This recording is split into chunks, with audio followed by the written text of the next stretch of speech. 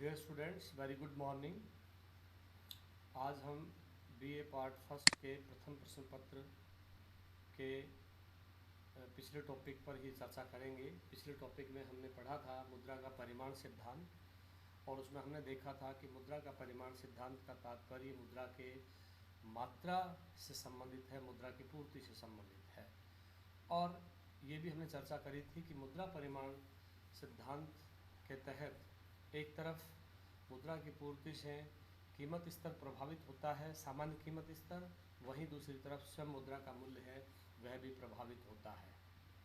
यहाँ हम इन चीज़ों की चर्चा कर चुके हैं, और उसके के तहत हमने पढ़ा था कि जो फिशर का पहला दृष्टिकोण है, फिशर ने अपने दृष्टिकोण को नकद व्यवसाय दृष्टिकोण कहा था। उसमें उन्होंने बताया कि मुद्रा के परिमाण सिद्धांत में मुद्रा की मांग और पूर्ति दोनों का एक दूसरे के बराबर होना आवश्यक है। इसलिए उन्होंने समीकरण दिया P T equal to M V plus M dash V dash. हम इसको M1 V1 भी कह सकते हैं समझने के लिए। यहाँ P मोटे तौर पे मुद्रा के मूल्य को बता रहा है, T वस्तु और सेवाओं के बीच या वस्तु और सेवाओं की कुल मात्रा को बता रहा है जो मुद्रा द्वारा खरीदी जा सकती हैं। M करेंसी यानी मुद्रा की मात्रा को बताता है, वहीं M डैश साख मुद्रा की मात्रा को बताता है, और V मुद्रा की चलन गति, चलन वेग यानी दिन भर मुद्रा कितने लोगों के हाथों से गुजरती है इसको बताता है। वहीं V डैश या V1 साख मुद्रा की चलन यात्रा, चलन गति को बताता है। और इस आधार पर हमने इसका पढ़ा था, जिसमें मुद्रा की पूर्ति और मुद्रा की मांग के आधार पर मुद्रा का मूल्य तय होता है। यहाँ हमने इस फिशर समीकरण की कुछ आलोचनाओं पर भी विचार करना है, क्योंकि इस सिद्धांत में कुछ मान्यताएं मान करके चली गई हैं, और वो मान्यताएं कुछ अर्थशास्त्रियों द्वारा खारिज कर दी गई, क्योंकि वो कहते हैं कि इस सिद्धांत में कुछ मान्यताएं हैं जो अवास्तविक हैं, जिनका व्यावहारिक पक्ष है वो कमज़ोर है, व्यावहारिक रूप से वो संभव नहीं है। जिसमें पहली आलोचना है कि अवास्तविक मान्यताएं। फिशर ने अपने समीकरण में कुछ मान्यताएं मानी हैं। क्या कि पहली मान्यता मानी है उन्होंने कि कीमत स्तर को निष्क्रिय माना गया है, जबकि कीमत स्तर निष्क्रिय नहीं होता है, और मुद्रा की मात्रा या मुद्रा की पूर्ति को सक्रिय तत्व माना है, जबकि ये दूसरे अर्थशास्त्रियों के लिए के हिसाब से उचित नहीं है। जबकि फिशर के बाद के दूसरे अर्थशास्त्रियों ने इन्हीं मान्यताओं के आधार पर अपने सिद्धांतों को व्याख्यायित किया है, उनका विस्तारित किया है, उनको स्पष्ट किया है। यहाँ दूसरी जो आलोचना की जाती है फिशर के समीकरण की, उसका आधार है कि मुद्रा की पूर्ति को यहाँ बहुत अधिक महत्व दे दिया गया है, यानी मुद्रा की मांग की तुलना में मुद्रा की पूर्ति का महत्व अधिक कह दिया गया है।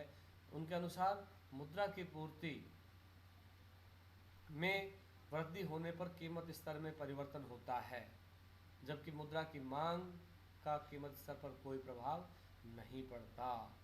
यही उसकी आलोचना का मुख्य आधार है।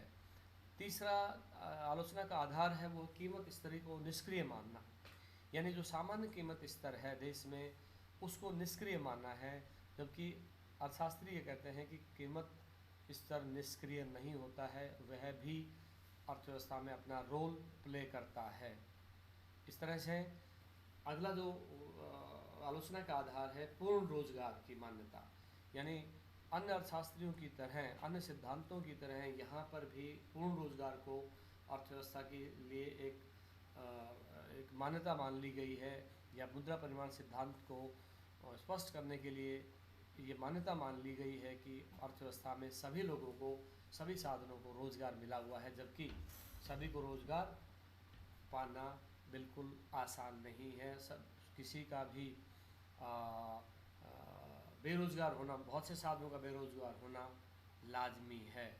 पूर्ण रोजगार कभी भी अर्थव्यवस्था में संभव नहीं होता है, जबकि इस सिद्धांत में पूर्ण रोजगार की मान्यता मान ली गई है, जो कि आलोचना का आधार है। इसके बाद इस सिद्धांत में व्यापार चक्रों को भी पूरी तरह से स्पष्ट नहीं किया गया है या उन पर पूरा ध्यान नहीं दिया गया है, जबकि व्यापार चक्रों का किसी भी देश की अर्थव्यवस्था में मुद्रा की मात्रा और मांग पर प्रभाव पड़ता है, लेकिन उनकी भी अनदेखी की गई है। और इसी तरह से एक आधार है आलोचना का कि ब्याज की दर का प्रभाव का आकलन भी इन्होंने नहीं किया, यानी ब्याज की दर भी मुद्रा की मांग और मुद्रा की पूर्ति को प्रभावित करती है, क्योंकि जब देश में मुद्रा की पूर्ति बढ़ती है और मुद्रा की पूर्ति में बढ़ने से ब्याज की दर कम होती है, और ब्याज की दर जब कम होती है तो उससे निवेश बढ़ता है, और निवेश बढ़ने से आय और उत्पादन बढ़ता है। लेकिन फिशर ने मुद्रा की पूर्ति और कीमत स्तर में सिर्फ प्रत्यक्ष संबंध बता करके छोड़ दिया गया है। ब्याज की दर को उन्होंने स्पष्ट नहीं किया है, उसका प्रभाव का आकलन नहीं किया, जिसके कारण उसकी आलोचना की जाती है। और एक आलोचना का आधार है अमौद्रिक तत्वों के प्रभाव की आलोचना। इस सिद्धांत में कुछ अमौद्रिक तत्व जिनका संबंध राजनीतिक घटनाओं से है या अंतर्राष्ट्रीय परिदृश्य से है या तकनीकी पहलू से है या मनोवैज्ञानिक पहलू से है, उन सभी तत्वों की भी अनदेखी की गई है, जबकि किसी भी अर्थव्यवस्था में इन गैर मौद्रिक तत्वों का भी प्रभाव पड़ता है। इसलिए इस आधार पर भी फिशर के सिद्धांत की आलोचना की जाती है। अब हम बात करते हैं मुद्रा के परिमाण सिद्धांत के जो मुख्य मान्यताएं हैं, जिसमें पहली मान्यता है करेंसी तथा बैंक रोजगार की स्थिति में होती हैं, यानी किसी भी देश में रोजगार की स्थिति में होते हैं बैंक और करेंसी, इन दोनों से रोजगार प्राप्त करने में बहुत महत्वपूर्ण मदद मिलती है।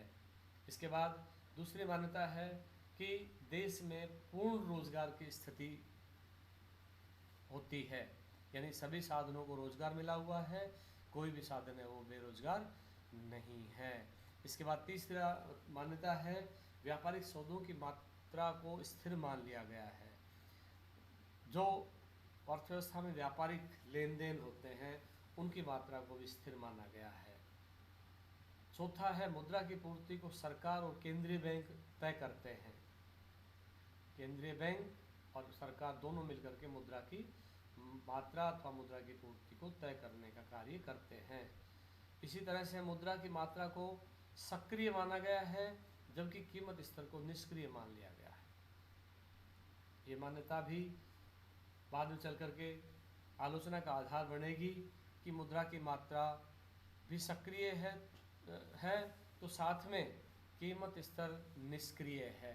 ये दोनों मान्यताएं यहाँ मान करके चला गया है। इसके बाद में अगली मान्यता है फिशर का जो विनिमय समीकरण है उसका संबंध अल्पकाल से न होकर के दीर्घकाल से है। इस तरह से ये मान्यताएं हैं।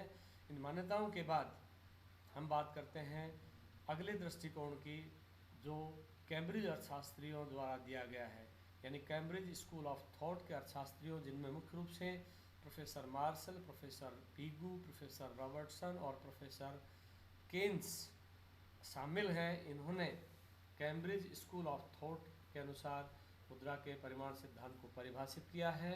इस सिद्धांत के मुताबिक या इन लोगों के अनुसार मुद्रा की मांग का मुद्रा की पूर्ति से परिमाण सिद्धांत में अधिक महत्व होता है, अर्थात मुद्रा के मूल्य पर मुद्रा की पूर्ति की तुलना में मुद्रा की मांग का प्रभाव अधिक पड़ता है। क्यों?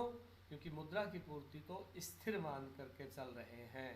मुद्रा की पूर्ति बैंक और सरकार तय करती है, वो स्थिर रहती है और उसके चलते उसका मुद्रा के मूल्य निर्धारण में बहुत अधिक महत्व नहीं होता है, जबकि मुद्रा के मूल्य निर्धारण में मुद्रा की मांग का महत्व अधिक होता है, क्योंकि वह